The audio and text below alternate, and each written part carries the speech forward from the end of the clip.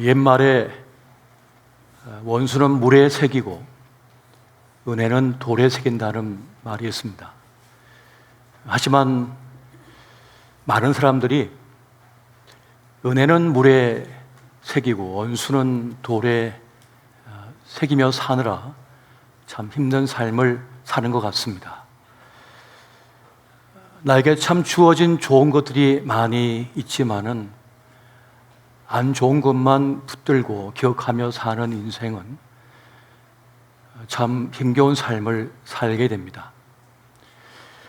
나에게 닥친 99%의 좋은 일이 있음에도 불구하고 나에게 생긴 안 좋은 그 1%만을 가슴에 새기면서 그걸 붙들고 살 때가 참 많은 것입니다.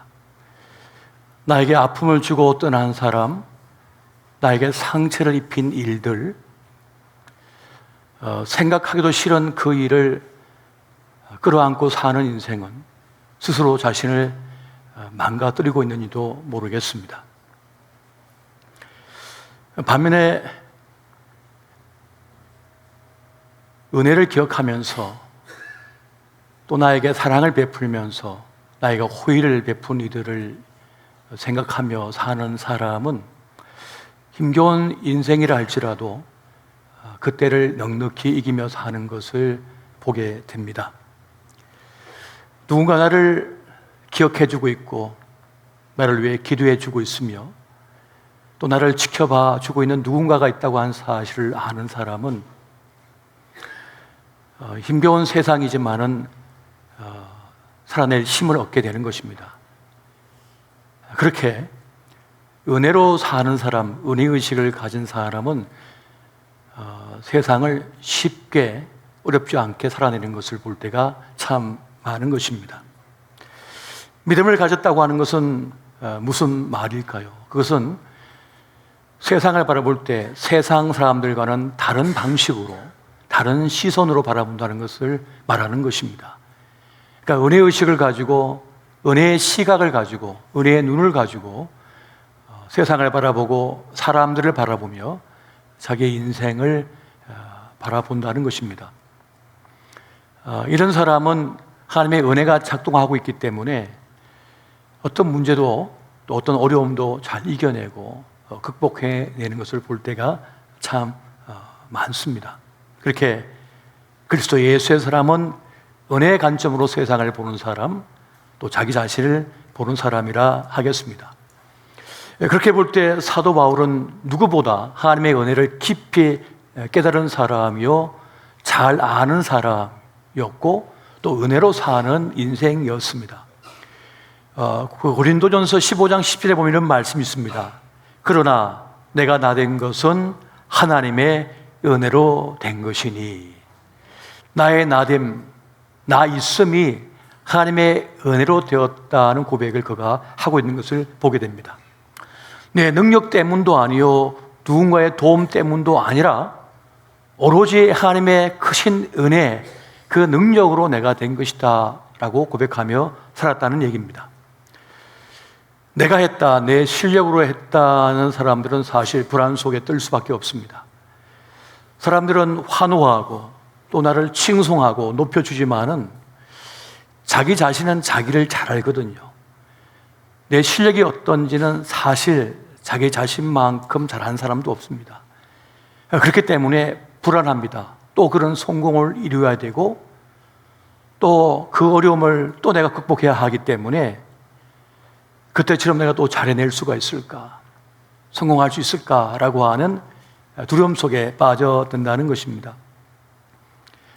그래서 경력 많은 연기자들도 무대에 오르기 전에는 극심한 고통과 아픔 속에 놓여진다고 하죠. 그렇게 두려움 속에 있다는 것입니다. 그런데 내가 한 것이 아니라 은혜로 되었다, 하나님의 은혜로 된 것이다 라고 하는 것을 믿고 사는 사람은 그 두려움과 공포, 불안에서 벗어날 수가 있게 되어지는 것입니다. 또 다른 사람의 도움으로 내가 되었다라고 하는 생각을 품고 사는 사람은 동일하게 불안할 수밖에 없습니다. 내가 또 그런 사람의 도움을 받을 수 있을까?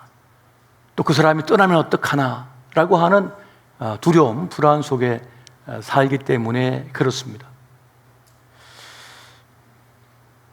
그러나 오늘 바울처럼 하나님의 은혜로 된 것이다라고 하는 그 내적인 확신 있는 사람은 그 내면이 탄탄한 것이거든요. 그 믿음으로 살아낸다는 것입니다. 오늘 말씀 보니까 더 나아가 바울은 그런 말을 합니다. 내게도 보이셨다. 나에게 부활하신 주님께서 굳이 찾아오지 않으셔도 괜찮은데 굳이 주님께서 내게도 보이셨다. 자격 없는 나에게 보이셨다라고 그가 고백을 하고 있습니다. 15장 8절 말씀 보니까 맨 나중에 만삭되지 못하여 난자 같은 내게도 보이셨느니라. 아무 자격이 없고 그 자리에 있을 수 없는 나인데도 불구하고 주님께서 내게도 자신을 보여주셨고 기회를 주셨고 은혜를 베풀어 주셨다. 내게도 주셨다라고 하는 그러한 고백을 그가 하고 있다는 것을 보게 됩니다. 이것이 든든함이 되고 있고 기쁨이 되고 있고 행복이 되고 있는 것이죠. 이게 바로 은혜의식이라는 것입니다. 여러분, 우리 신앙생활도 은혜를 상실하면 문제가 발생하게 됩니다. 예배가 되지를 않습니다. 예배에서 은혜를 경험할 수 없어요. 기도가 되지 않습니다. 찬송이 불려지지가 않습니다. 봉사를 할 수가 없게 됩니다. 다른 일이 많기 때문이 아니라, 문제가 있기 때문이 아니라, 그 사람 때문이 아니라 사실은 나에게 은혜가 떨어진 거예요. 은혜가 사라지면 직분을 감당할 수도 없고 또 진정한 예배자도 될 수 없다는 사실입니다. 그래서 오늘 우리는 무엇보다 은혜를 회복해야 하는 그런 중요한 과제가 있음을 기억해야 하겠습니다. 오늘 우리가 은혜를 회복하고 또 깨달아야 되는데 중요한 것이 있다면 그것입니다. 나 같은 죄인 살리신 은혜가 나에게 있다는 것입니다. 한번 따라해 보십시오. 나 같은 죄인 살리신 은혜가 나에게 있다. 나 같은 죄인 살리신 은혜가 나한테 있다. 길었는데 잘 따라하시네요. 나 같은 죄인 살리신 은혜가 나에게 있다. 여러분, 사실 우리는 죄와 허물로 멸망당할 수밖에 없는 인생들이었습니다. 그런데 우리의 모든 죄를 대신 짊어지시고 십자가에 죽으셨다가 부활하신 그 예수 그리스도의 은혜로 말미암아 우리는 그 은혜 속에서 하나님의 자녀가 되었고 구원받은 백성이 되었으며 천국 백성이 되어졌다는 놀라운 사실입니다. 그 은혜가 지금 우리에게 작동하고 있다는 거예요.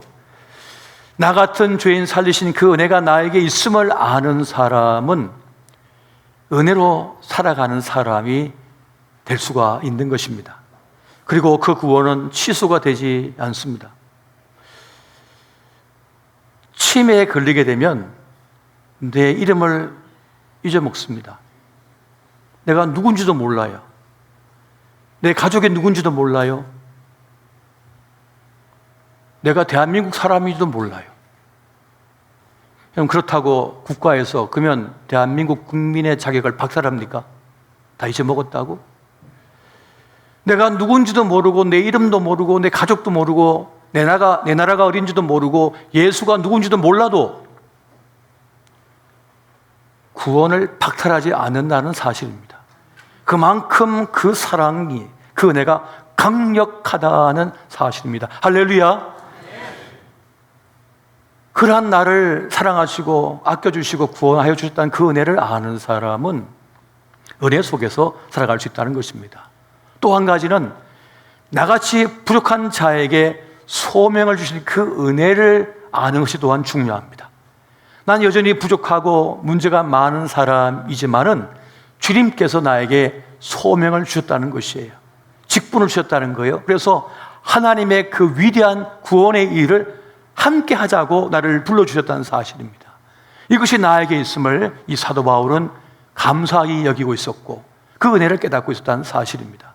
더 나아가서는 나같이 문제 많고 시험 많고 실패한 인생임에도 불구하고 주님께서는 버리지 아니하시고 끝까지 나를 충성되이 여기셔서 나를 사용하고 계시다라고 하는 그 고백을 지금 바울이 하고 있다는 것입니다. 이것을 아는 사람은 그 은혜의 깊은 감격 속에 살아가게 된다는 것입니다. 그 은혜를 가지시기를 예수 이름으로 축원드립니다. 그렇다면 이 은혜를 아는 사람은 어떤 삶을 사는가?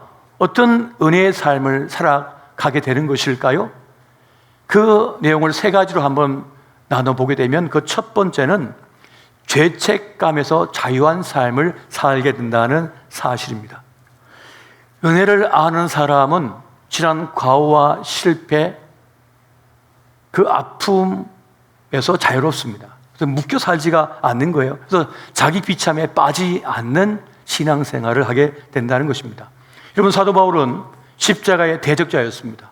복음의 해방꾼이었습니다. 그런데 그가 다마스커스로 가는 길에서 환한 빛으로 임재하신 예수님을 만나게 됩니다.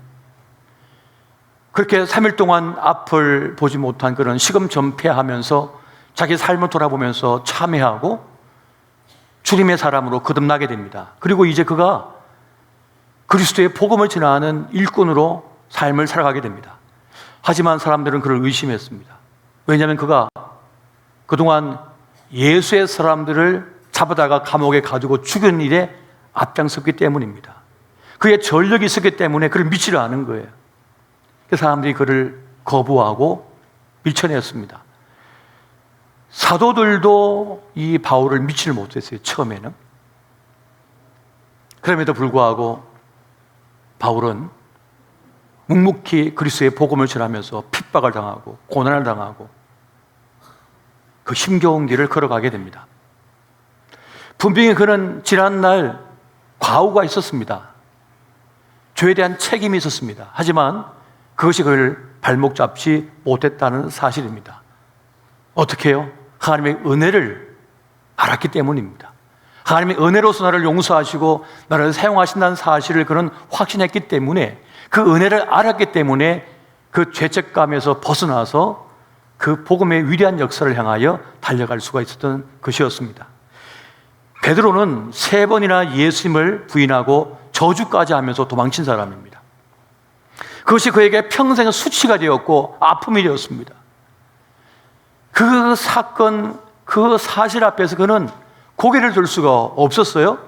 그럼에도 불구하고 베드로는 지난 과오와 죄책에서 벗어나서 위대한 사도가 되었으며 초대교회에 초석을 놓았던 그 장면을 우리가 보게 되어집니다. 물론 과거의 그 실패나 아픈 과거는 잊혀지지가 않지요. 기억이 납니다. 하지만 그것이 더 이상 그를 발목 잡지 못했습니다. 또 지난 과오와 실패를 잊어보고도 안 됩니다. 그것을 기억하고 있었기 때문에 똑같은 죄를 범하지 않았고 교만하지 않았으며 같은 죄를 지은 이들을 용서할 수가 있는 거예요. 받아들일 수 있는 품이 될 수가 있었던 것입니다. 그렇게 하나님의 은혜 속에 있는 이들은 지난 죄책감에서 벗어나서 자기의 삶을 제대로 살아갈 수 있는 사람이 되었다는 것입니다. 여러분, 네가 닭 울기 전에 나를 3번 부인하리라 하신 그 말씀을 들었어요. 근데 그가 3번 주님을 부인하고 저주하며 다리를 떠나는 찰나에 닭이 울었습니다. 그 순간 베드로는 예수님의 말씀이 생각이 나서 통곡을 합니다. 통곡을 합니다. 웁니다. 그 울음이 있었기 때문에 베드로는 누군가를 함부로 정죄하지 않습니다. 함부로 비난하지 않습니다. 그렇게 품이 넓은 사람이 될 수가 있었다는 것이에요. 태산은 한 줌의 흙도 물리치지 않는다는 말이 있습니다. 태산이 될 수 있었던 이유는 뭡니까? 한 줌의 흙도 버리지 않았기 때문에 태산이 될 수가 있다는 것입니다. 저 거대한 바다를 이룰 수 있는 이유는 작은 냇물 하나하나도 밀쳐내지 않고 다 받아들였기 때문에 거대한 바다를 이룰 수가 있었다는 말입니다. 그것처럼 지난 날의 실패와 아픔, 그 과오는 아프지만은 그것을 인하여 깊은 사람이 되었고 넓은 사람이 되었고 누군가를 용서할 수 있는 사람이 되었다는 사실입니다. 이 은혜를 아는 사람은 지난 죄책감에 붙들려 살지 않는다는 것입니다. 할렐루야. 두 번째는 은혜로 사는 사람은 자기 자랑이 없습니다. 고린도전서 15장 10절 말씀, 우리에게 이런 말씀이 있어요. 내가 모든 사도보다 더 많이 수고하였으나 내가 한 것이 아니요 오직 나와 함께 하신 하나님의 은혜로라. 내가 한 것이 아니라고 말합니다. 그래서 사실 바울이 했지요. 사도 바울이 얼마나 많은 일을 했습니까?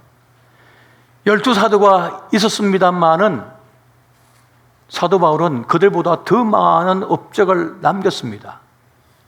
신약 성경의 대부분의 성경을 그가 썼죠.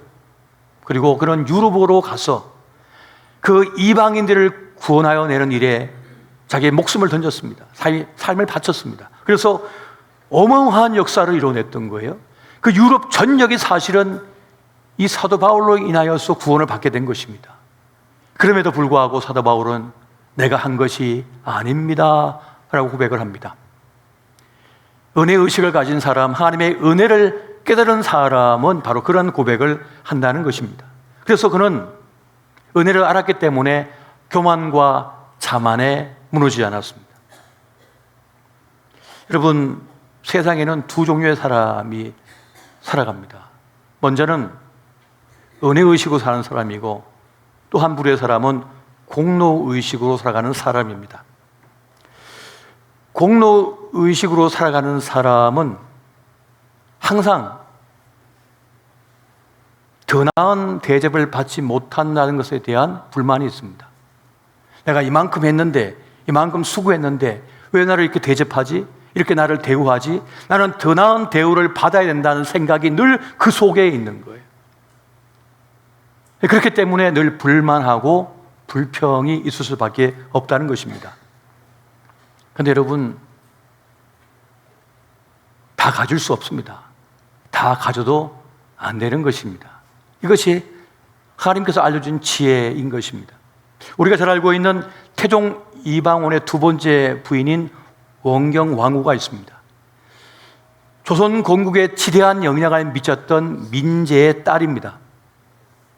그런데 그 아버지 민제가 죽으면서 유언을 남기죠. 자식들아, 권력과 명성을 다 가질 수 없단다. 내려놔라 얘기를 합니다. 그렇지만 권력을 쥐고 보니까 너무 좋아서 욕심을 냅니다. 원경왕후는 자기 아들을 왕으로 세우고 싶었어요. 그리고 그 동생들, 네 형제는 권력을 더 쥐고 싶었죠. 그러나 결국 다 죽임을 당하고 말았던 것입니다. 은혜의식으로 살아가는 사람은 욕심을 내지 않습니다. 하나님께서 주신 것만이 내 것이 된다고 하는 사실을 알기 때문입니다. 다 가져도 안 되고 다 가질 필요도 없다고 하는 것을 알기 때문에 그렇습니다. 모든 것이 가하나 모든 것이 감이 아님을 알기 때문에 그렇습니다. 다 안다고 하여 다 말해도 안 되는 것입니다. 다 가질 수 있어도 다 가지면 안 된다는 것을 말하는 것입니다. 은혜로 사는 사람은 은혜로 주신 것만 내 것임을 압니다. 하나님께서 주신 것만 그림자가 없거든요. 뒤탈이 없기 때문에 그렇습니다. 여러분, 야고보서 1장 17절 말씀을 같이 한번 보겠습니다. 자, 시작. 온갖 좋은 은사와 온전한 선물이 다 위로부터 빛들의 아버지께로부터 내려오나니 그런 변함도 없으시고 회전하는 그림자도 없으시니라. 아멘. 하나님께서 은혜로 주신 것만 뒤탈이 없어요. 그림자가 없다는 사실입니다. 일에도 그림자가 없고 뒤탈이 없고 사람에 대해서도 뒤탈이 없고 그림자가 없습니다. 그런데 오늘날 우리가 살다 보면 얼마나 뒤탈이 많습니까?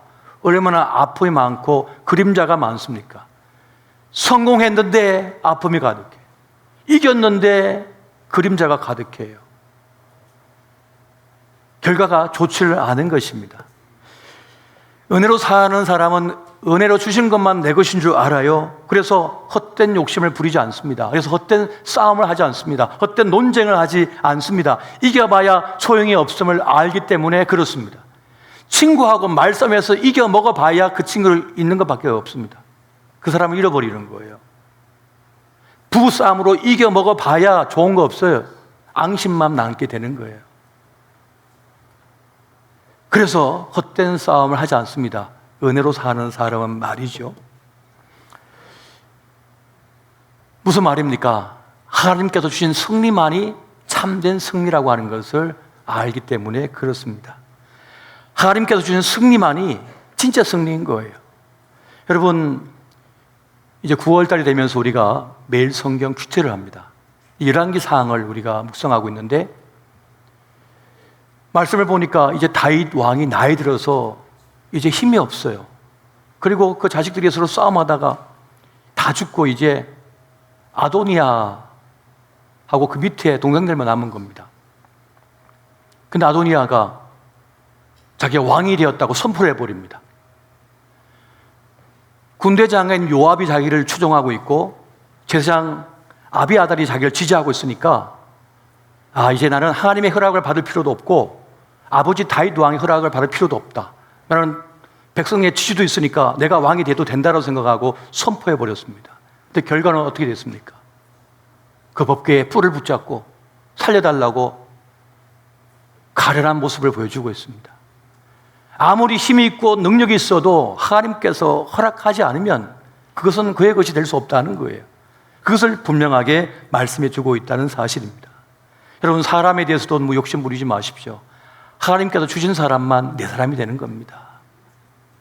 많은 사람들이 사람을 얻기 위해서 너무 아부를 하고 머리를 너무 숙이고 너무 굴욕적으로 자기를 내려놔요. 그러면 영혼에 상처를 입게 됩니다. 그 수치심 때문에 내 영혼이 손상을 입어요. 그럼 몸이 아파지게 되는 거예요. 주님께서 주신 사람만 내 사람이 될 수 있는 것입니다. 내 편이 될 수 있는 것이에요. 그렇게 은혜로 사는 사람은 사람에 대해서도 일에 대해서도 돈에 대해서 욕심을 너무 많이 부리지 않는 것입니다. 그런 말씀 하잖아요.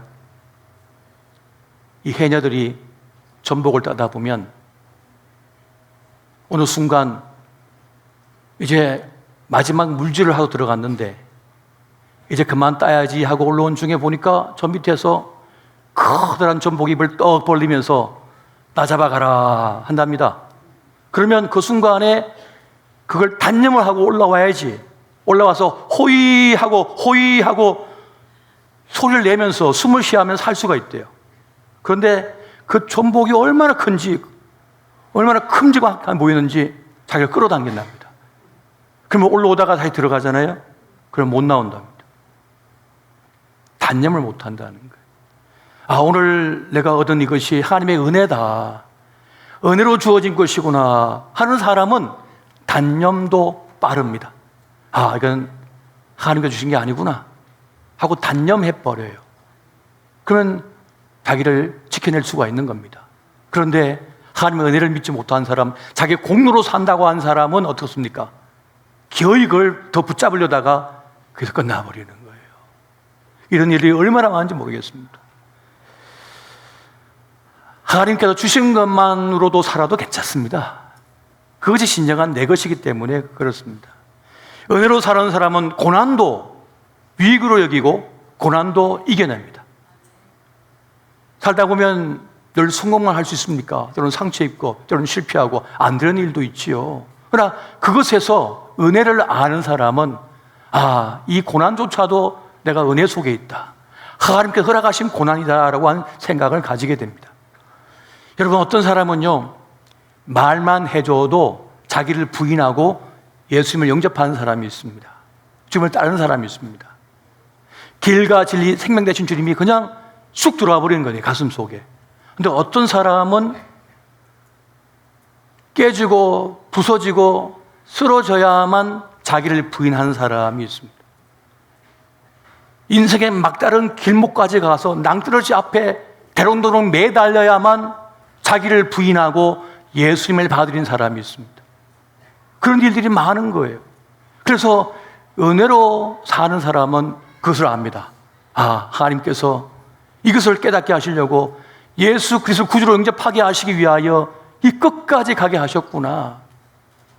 저희 아버지가 그런 케이스시거든요. 죽음의 마지막 끝자리까지 가서야 예수님을 영접하셨어요. 그리고 나서 교회 집사님으로 열심히 충성 봉사하시다가 가셨어요. 어느 날 비가 너무 많이 와가지고 교회 지붕이 날아가서 비가 막 새고 있으니까 집에 있는 기아장을 갖다 뜯어가 가셔가지고 교회 지붕을 막 뜯고 계신 거예요. 그래서 제가 아버지에게 아버지 뭐 하세요 했더니 야, 교회 비 새잖아 하면서 집에 있는 걸 갖다 떼가지고 올려놓으셨다가 어머니에게 혼자 쓰죠. 그런데 그 모습이 지금도 기억이 납니다. 쫄딱 비를 다 맞아가면서 교회를 챙긴다고 하시는 거예요. 그렇게 예수를 안 믿던 분이 그렇게 될 줄 몰랐거든요.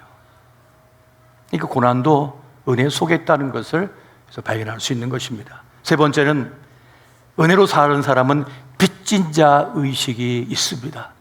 여러분 로마서 1장 14절 말씀 같이 한번 보겠습니다. 자, 시작. 헬라인이나 야만이나 지혜 있는 자나 어리석은 자에게 다 내가 빚진 자라. 아멘. 은혜를 아는 사람은 빚진 자 의식을 가지고 살아가는 사람입니다. 내가 했지만은 내가 이 자리에 있기까지 수많은 이들의 돌봄이 있었고 또 돕는 손길이 있었고 하나님의 전적인 은혜가 있었다고 하는 사실을 아는 사람은 빚진 마음, 그 사랑의 빚진 마음으로 인생을 살아간다는 사실입니다. 강한 자가 허무하게 무너질 때가 많습니다. 내가 했다, 내가 이루었다, 나만이 중요하다라고 하는 생각을 가진 들은 한순간에 무너져 버릴 때가 많습니다. 자기 욕심을 제어하지 못하기 때문에 그렇습니다. 작은 실패를 감당할 수 없기 때문이었습니다. 국영수 다 올 100을 맞고 사회 과목 한 문제 틀렸는데 그걸 못 견디는 거예요. 그런 일이 실제 있었습니다. 다른 성공 다 거두었는데 하나 때문에 끝나버린 거예요, 스스로가. 왜 그런 일이 발생합니까? 내가 했다. 강한 자였으나 똑똑했지만은 능력이 있었지만은 내가 했다고 하기 때문에. 여러분 마이클 아이즈너라고 하는 사람이 있습니다. 영화사 파라마운트사의 회장입니다. 그가 파라마운트사의 회장으로 취임한 그 순간부터 파라마운트사는 엄청난 수익을 거두게 됩니다. 토요일 밤의 열기, 그리스, 플리스댄스, 애정의 조건이라고 하는 영화가 다 대성공을 거두게 됩니다. 막대한 부를 이제 얻게 되죠. 그런데 거기서 만족하지 못하고 월트 디즈니 컴퍼니에 시선이 갑니다. 당시에 월트 디즈니 컴퍼니는 하는 일마다 죽을 쏘고 있었어요. 그런데 이 마이클 아이즈너가 보니까 이렇게 하면 성공할 것 같아요. 그래서 그 문제점을 다 파악한 보고서를 작성하고 앞으로 비전과 계획을 딱 세워가지고 제출하니까 월트 디즈니 컴퍼니에서 회장으로 그를 영입합니다. 그리고 그가 갈 때 자기의 오른팔이었던 제프리 카젠버그라고 하는 사람을 같이 데려갑니다. 그래서 그가 만든 17개의 영화 중에 15개가 대성공을 거두게 됩니다.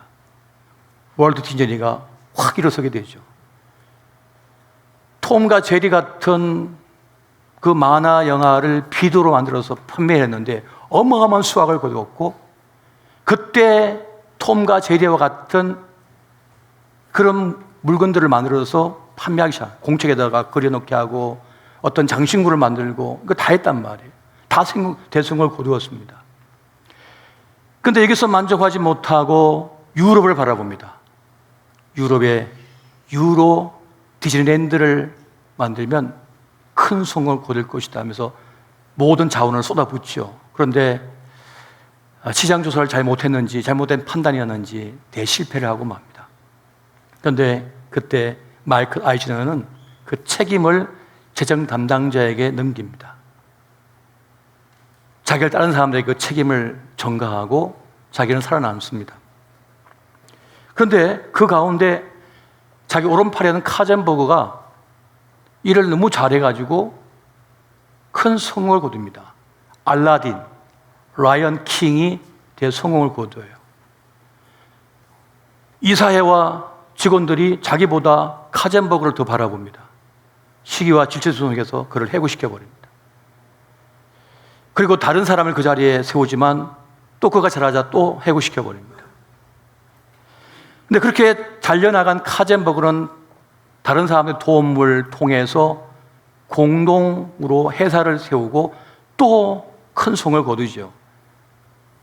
그걸 바라보면서 고통 속에 있던 이 아이실은 월트 디즈니의 조카인 로이 디즈니가 이 문제점에 대해서 항의를 하자 그도 해고시키고자 합니다. 그랬더니 이사회와 직원 전체가 반발을 해서 결국 마이클 아이즐러는 그 회사에서 쫓겨나게 됩니다. 그렇게 끝나버리죠. 탁월한 사람이 있습니다. 능력 있는 사람이 있습니다. 하지만 그가 모든 것을 한 것은 아닙니다. 탁월한 사람들이 옆에서 도와줬기 때문입니다. 묵묵히 그를 따라주고 그를 지지해주고 희생해준 이들이 있었기 때문에 성공을 이룬 것이지 오직 그 한 사람 때문에 성공한 것은 아니라는 사실입니다. 사실 우리의 성공에는 여러 요소들이 있는 것이 사실입니다. 세상으로 말하면 행운이고 성경적으로 말하면 하나님의 축복이 있는 거예요. 그리고 정확한 타이밍이 있었고 많은 사람들의 기여가 있었기 때문에 오늘날의 성공을 이룬 것이라는 것이에요. 그런 경향이 있답니다. 사람들은 자신을 자기 실제보다 좀 크게 보는 경향이 있대요. 물론 그렇게 해야만 사람이 살아날 수 있는 것도 사실이거든요. 우리의 뇌는 우리를 실제보다 더 낮게 여기도록 세팅이 되어 있어서 그렇게 느끼게 만든대요. 그래야 아침에 출근할 수 있거든요. 나 괜찮아, 나 좋아 보여, 예뻐 보이네, 잘생겨 보이네. 그래야만 살 수 있는 거예요. 자부심을 느끼기 때문에. 그런데 이것이 지나치면 문제가 된다는 것입니다. 난 남들보다 우월해, 난 원래 계속 성공했었어, 난 원래 그런 사람이야 라고 착각을 일으키면 안 된다는 사실입니다. 그가 지금의 성공을 이루기까지 수많은 이들의 돌보고 있었다는 것입니다. 한 아이가 성장하고 자라기 위해서는 그 마을 전체가 필요하다고 그러잖아요. 풀 한 포기가 필요하고 돌멩이 하나가 필요하고 산들바람이 필요하고 이웃 사람들이 필요하고 저 하늘의 태양이 필요하고 달이 필요하다고 그러잖아요. 별이 필요하다고 그러잖아요. 그래야만 한 사람이 성장할 수 있다는 겁니다. 그것처럼 한 사람의 성공에는 수많은 이들의 도움이 있었다는 사실, 이것이 매우 중요한 진리인 것이죠. 그래서 은혜를 아는 사람은 빚진 자 의식으로 살아갑니다. 아, 나를 돌봐준 분이 계셨지, 나를 아껴준 분이 계셨지. 2주 전에 교회에서 말씀을 연구하고 있는데 귀한 손님이 찾아오셨어요. 가끔씩 제가 말씀을 드렸던 한 달에 한 번 꼭 저에게 전화해서 목사님 운동하십시오, 운동하셔서 몸 관리하셔야 됩니다라고 늘 전화해 주시는 그 공군의 조정교수로 사역하는 분이 계셨거든요. 근데 그분이 이제 완전히 은퇴를 하셔갖고 저 서울의 서초에 사시는데 그 두 부부가 이제 제 교회에 찾아오신 거예요. 지나시는 길에 한 차를 나누면서 이제 대화를 나누는데 그 말씀하시는 겁니다. 목사님, 제가 목사님을 처음 만난 그때부터 지금까지 매일 새벽 기도 때마다 목사님의 사역을 위해 기도합니다. 그러는 거예요. 그 서초동에서 그 교회 그 장로로서 사역하시면서도 저를 위해, 제 목회를 위해 계속 기도하신다는 거예요. 얼마나 고맙고 감사한지. 저는 뭐 그분에게 해드린 것도 없고 그냥 받은 사랑밖에 없는 것 같은데 그렇게 저를 아껴주시는 거예요. 그렇구나. 내가 이 자리에 서기까지, 지금 사역을 감당하기까지 얼마나 많은 이들의 돌봄이 있었는가, 섬김이 있었는가, 기도가 있었는가 하는 생각을 가지게 되었습니다. 그렇게 우리는 하나님의 은혜로 인하여 살아간다는 사실을 여러분 명심하시기 바랍니다. 지금 이 순간에 여러분 어떤 형편과 어떤 상황 속에 있다 할지라도 하나님의 크신 은혜의 팔이 우리를 붙들고 계시고 하나님께서 붙여주신 사람이 있으며 또 누군가를 통하여 기도를 받게 하시고 하나님의 놀라우신 구원의 역사가 작동하고 있음을 여러분 기억하시기 바랍니다. 그렇게 우리는 은혜로 살아가는 사람입니다. 은혜로 사는 인생인 것이에요. 그 은혜가 제일 강하며 그 은혜를 붙들고 사는 저와 여러분 되시기를 예수 이름으로 축원드립니다.